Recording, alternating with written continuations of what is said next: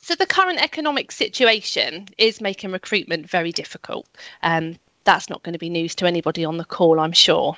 This is something that we hear kind of day in, day out, really. Equally inclusive events are aimed at helping employers to widen the talent pool that they recruit from. I hear time and time again from employers that they just want people that want to work. Skills can be taught, but the will to work is the difference between an applicant and sustainable employment. So now we're going to hear from Maurice and Paul. Paul has the will to work in bucket loads, and I'm sure you'll agree his story is inspirational. Over to you, Maurice and Paul. Okay, so thank you, Paul, for agreeing to join us today. We really do appreciate you sharing your story.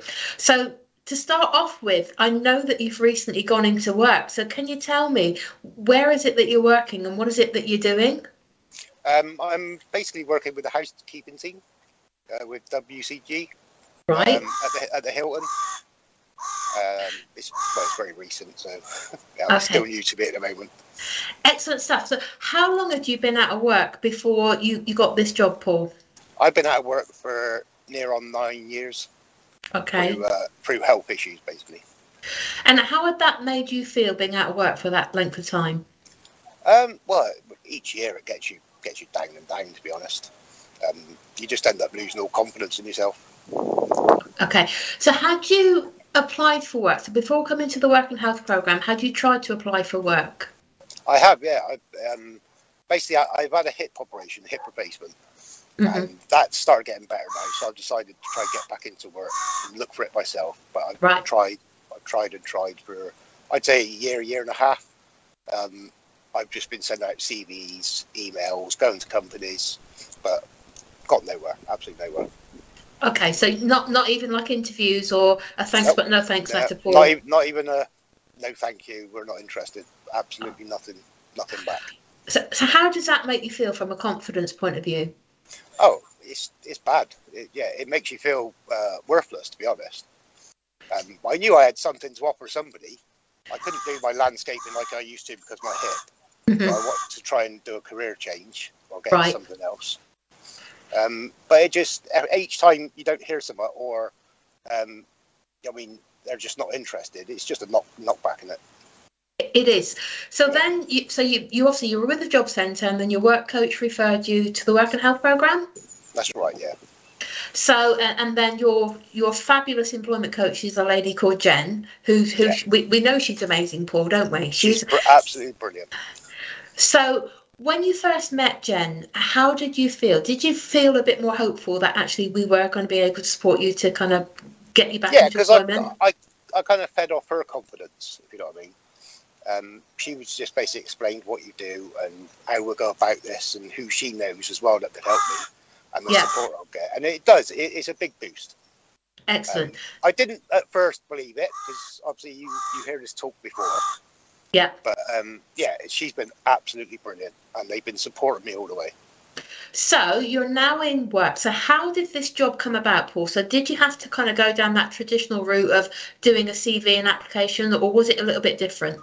No, this was a bit different. Yeah, this was somebody that Jen knows herself, who she's worked with before.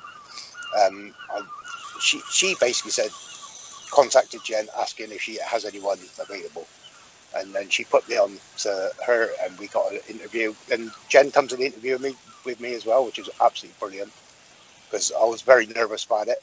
Yeah. And that's how it come about, to be honest. Okay, so I understand that you had a little bit of a work trial, like a couple of days work trial to start off with, just to see whether you were right for the role and whether the role was right for you? Well, originally it was supposed to be 6 days over 2 weeks. I did 3 days, and then Victoria, my boss, actually just offered me the job down there. Oh, you must have been so pleased. Oh, I was. Absolutely brilliant. Yeah, I was so chuffed. So were you anxious? So what were you worried about kind of going back into work, Paul? Now, did you have any kind of fears? My main worry is obviously my hip, and I'm diabetic as well. But we sat down, we talked about this. They said if you've got any issues or you're having problems, just let us know, which I have done. And I got another meeting on Friday, so to keep up to date with it. I've been having a few problems with my hip. Don't get me wrong, it does hurt when I'm doing a lot of work. But I'm just working through it, just seeing how it goes, basically. Excellent stuff. So how do you feel now that you're back in employment? Oh, I feel 100 times better, to be honest. Absolutely 100 times better. And I'm basically looking forward to it. That's all I can say, really. Okay. And what is it that you think that employers were missing? So when you were applying and weren't getting the interviews, what was it that you felt this is what I can bring to an employer? Not sure. I think it's just the face-to-face for them. Because everything's done through paperwork, emails and phone calls nowadays, isn't it? Yeah. And I think once we've met, we just hit it off from there. And it was so much easier that way.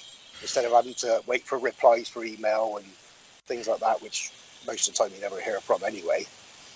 I think that one-to-one and that group thing that we did was so much easier and better. So it now feels that now that you're in employment, you're going to pay back your employer by them giving you the opportunity. You're committed and really kind of inspired by that employer to kind of do your absolute best for them, Paul. Yeah. Yeah, 100%. And I have been giving it 100% as well. Brilliant. So such an amazing story, Emma. I think you would agree that how marvellous to hear that this is a story where employers have deviated slightly from the recruitment practice, but they've got somebody who's absolutely committed and will give that company loyalty moving forward.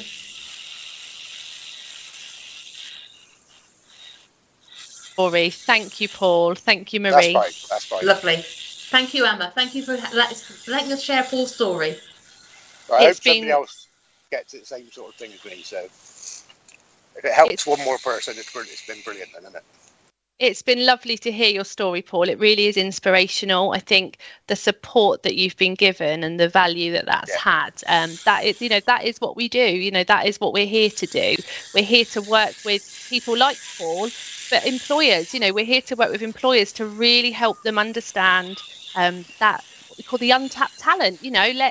Let's make it as easy as possible for everybody. And Paul, you are I said that you had the will to work in bucket loads, and I think that's been proven. So good luck in your new career. Thank you so much for your time. That's fine. Thank you very much. Thank you. Thank you.